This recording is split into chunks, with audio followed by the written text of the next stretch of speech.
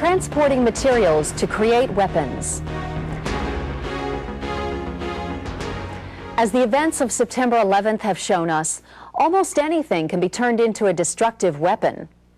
Because the materials can be easily obtained, explosive devices are the most commonly used weapon. Both the first World Trade Center bombing and the Oklahoma City bombing were carried out using basic materials such as diesel fuel and ammonium nitrate, or fertilizer. Since this pattern is likely to be repeated, it is important for peace officers to familiarize themselves with the basic ingredients of homemade explosives and become suspicious when these ingredients are being transported or housed covertly. In this scenario, an officer has pulled over what appears to be a gardening truck for a common traffic violation. Because this officer has a basic understanding of explosives, he is able to recognize the potential threat. Terrorist organizations use different types of weapons. One of the more popular ones is a weapon of mass destruction. Weapons of mass destruction are comprised of materials that are easily obtainable. For example, the device used in the Oklahoma City bombing was comprised of ammonium nitrate and diesel fuel. So be aware of this.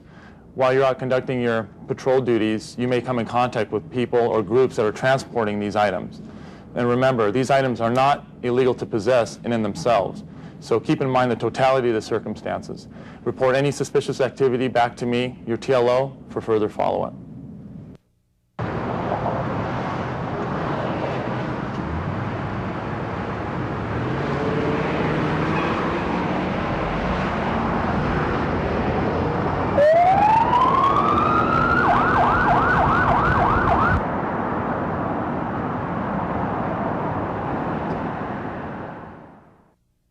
How we doing?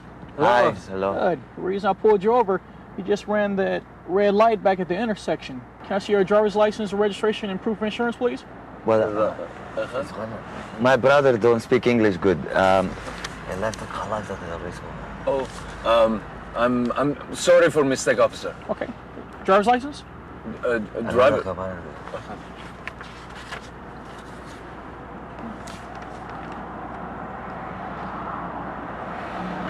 You have the registration to the vehicle? Well, yeah.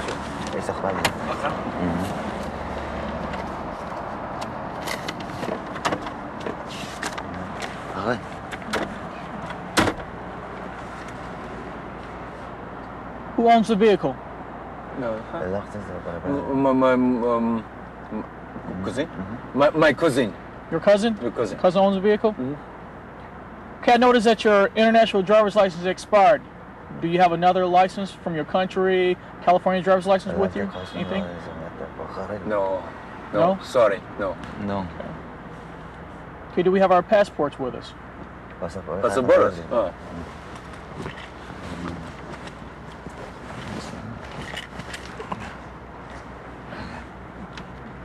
Please.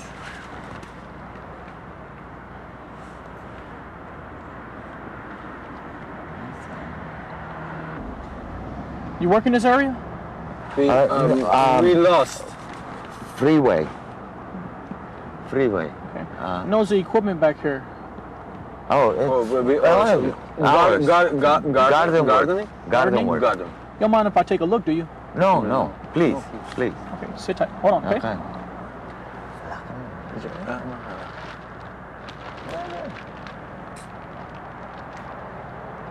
Yeah.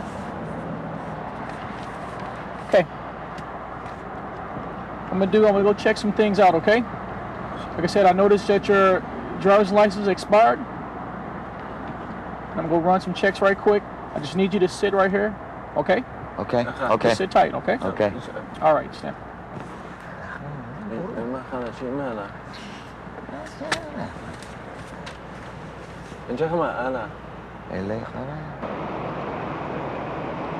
River City D11, could you go ahead and start me a tow truck and another officer for the impound, please? Unit D11, 10-4, tow en route. 10-4.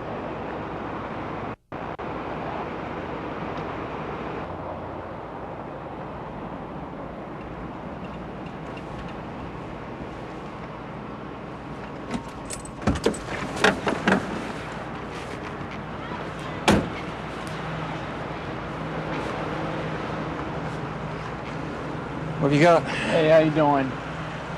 Just pulled a couple guys. They ran the red back there, blew the intersection. International driver's license, expired. Registration of the vehicle is not their vehicle. They say they're gardeners. Dress really well. Looked at all the equipment back there, brand new equipment, brand new gardening equipment. Got several bags of ammonium nitrate.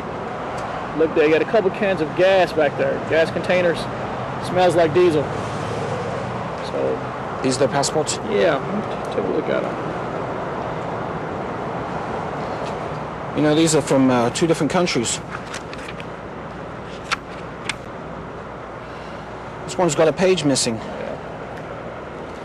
Maybe we need to talk to these guys. Well, I got a tow truck started already because I'm going to go ahead and take the vehicle no matter what because they're not licensed. So we'll go ahead and pull them out, search and everything else, and go from there. Let's do it.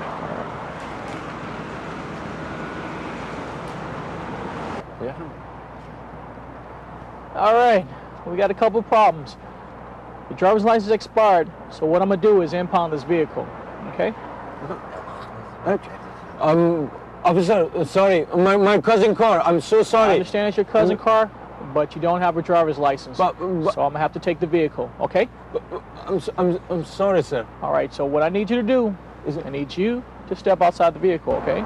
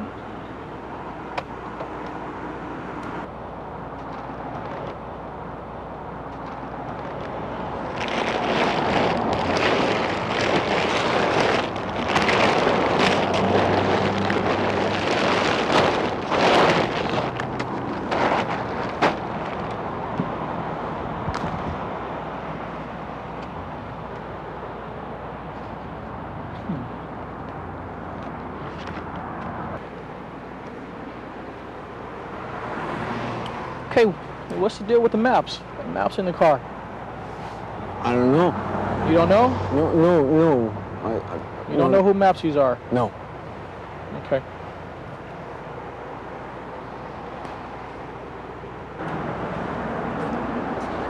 All right. These maps, a lot of major points of interest. Airports, amusement parks, major theaters. We got diesel fuel, at least 40 bags of ammonium nitrate inside the vehicle. Okay, so we've got most of the components that we need to make explosives. We've got an altered passport. We've got 2 guys that say they're gardeners and don't look like they're gardeners, and we've got maps with possible targets on them. We got a couple of really good FIs on the guys. Let's see if we can curtail them. Let's contact them. River City, D11. Could you go ahead and roll Detective Tomasi to my location, please? Let's review the key learning points of this scenario. You work in this area? We lost. Freeway.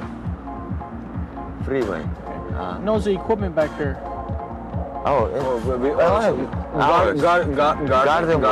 Garden work. Garden. You don't mind if I take a look, do you? No, please. Sit tight. Hold on, okay?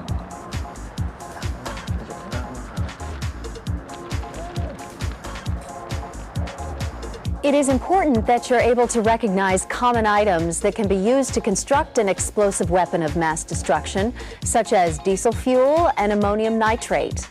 Other types of weapons of mass destruction include biological agents, nuclear and radiological materials, incendiaries, chemical agents, as well as explosives.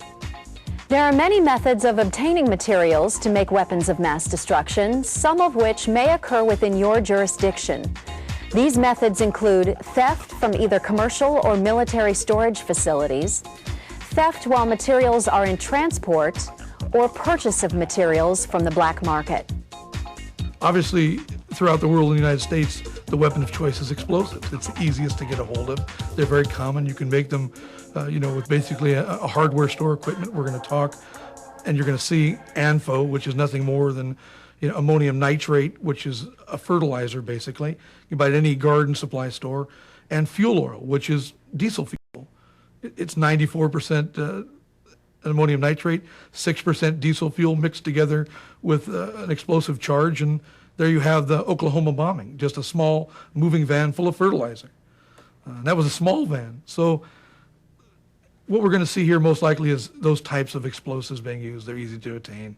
If you could explode a van full of fertilizer with diesel fuel, you can get a van anywhere, you get fertilizer anywhere, and you get diesel fuel anywhere.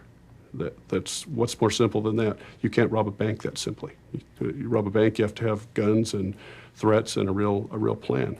But you can use a credit card and go out and buy everything you need to do to explode an entire neighborhood. These maps, a lot of major points of interest. Airports, amusement parks, major theaters. We got diesel fuel, at least 40 bags of ammonium nitrate inside the vehicle. Okay, so we've got most of the components that we need to make explosives. We've got an altered passport. We've got two guys that say they're gardeners and don't look like they're gardeners, and we've got maps with possible targets on them. We've got a couple of really good FIs on the guys. Let's see if we can coattail. Remember, coming across individuals who possess materials to construct weapons of mass destruction should always be treated as suspicious activity. Always document this activity and report it to your TLO. On this stop, where you're seeing, two people, with a multiple of signs and symbols in the car. Example, it's a late model pickup truck. They say they're gardeners. They've got new gardening equipment.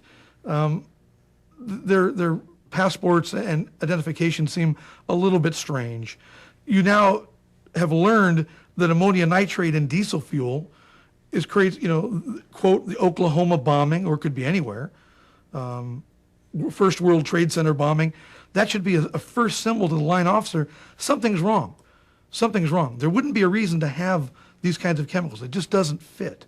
What you may see is an international driver's license from a European country and a passport from one of our target countries, whether it's from the Middle East, the Philippines, or adjoining countries. That's something that may probe you to do a little bit further investigation, get as much information as you can. Look through the passport, whether you're trained or not in identifying a false passport. Look and see for the obvious pages torn out, to try to throw off agencies or the authorities on what countries they've been to prior to coming to the United States. Many times they'll obtain an international driver's license for a European country to kind of throw off authorities on where they're from or where they've been or where they're en route to. So those are just some key points to focus in on when you're out there doing your job. The officer should question the person about the item that he feels is suspicious and watch the reaction of the person. It's very important to these people to get these components together in a timely fashion, especially if they're planning an event in a short time. Concentrating on that item may prove to be the breaking point in that questioning period. Guns and conventional explosives have so far remained the weapons of choice for most terrorists. Such weapons can cause many casualties and are relatively easy to acquire and use. But some terrorist groups now show interest in acquiring the capability to use chemical, biological, radiological, or nuclear materials, otherwise known as CBRN. It is difficult to predict the likelihood of a CBRN attack, but most experts agree that today's terrorists are seeking the ability to use such agents in order to cause mass casualties.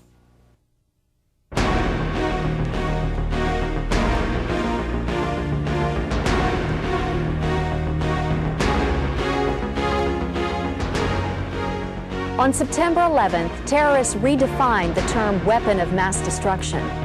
Up to that point, that term generally referred to chemical, biological, radiological, or nuclear agents. September 11th increased the uncertainties regarding the threat of chemical or biological attacks. Terrorists were willing to commit suicide in these attacks, showing no concern for their own personal safety, which has long been considered one of the barriers to using chemical or biological agents. And most recently, the threat of anthrax has gone from a series of hoaxes to actual cases under investigation by the FBI. Still, these chemical and biological weapons confront terrorist groups with significant technical challenges. While lethal chemicals are easy to come by, getting large quantities and weaponizing them for mass casualties is difficult. Biological agents can more easily be acquired in nature or from medical supply houses, but important aspects of handling and dispersion are daunting. The 1995 release of a chemical agent in a Tokyo subway demonstrated the difficulties that terrorists face in attempting to use chemical, biological, radiological, or nuclear weapons to produce mass casualties. The terrorist group responsible for this attack used scores of highly skilled technicians and spent tens of millions of dollars developing a chemical attack that killed fewer people than conventional explosives could have. That same terrorist group failed totally in a separate attempt to launch an anthrax attack in Tokyo. To date, only nation-states have demonstrated the capacity to build radiological and nuclear weapons. I think if it's going to happen, it will probably happen with locally available materials. A chlorine gas tank, that any high school with a pool has a huge chlorine tank, that if it gets vapor in the air, you're going to hurt a lot of people. I think that's what they need to be aware of, is the things on their beat that are going to hurt them. Chemical tanks. We have a nuclear reactor in the county. We have all sorts of different manufacturing capabilities. Any manufacturing plant, a chrome plating plant's got cyanide. Those are the kind of things that are going to be more dangerous than a terrorist bringing in a nuclear weapon. I mean, it's possible, yes. I don't know how likely it is, but I think it's going to be more of a what's available on hand for these guys to use, and they're going to use that kind of situation. Terrorists tend to follow kind of a maturity curve, if you will. They may start in their formation times small, as they recruit, as they train, as they build, and they learn over time as their acts tend to mature. They may develop more sophisticated weaponry, both when they can afford it and through, unfortunately, trial and error. One example might be the IRA, or the Provos, the provisional wing of the IRA, and their bombings in Northern Ireland. Much of what we've learned about improvised explosive devices, and much of what we use in our bomb disposal units here in the States, comes from the years of the Troubles in Ireland. As the Provos developed more and more sophisticated devices, as they matured, if you will, and the British response forces learned better and better techniques for disabling those devices, they grew in sophistication. As security professionals, you will in most cases not stop vehicles and make arrests. However, the point of the video you watched is to remind you to be vigilant and suspicious of unusual behavior. Please return to the main menu and go to Activity 6 in your workbook.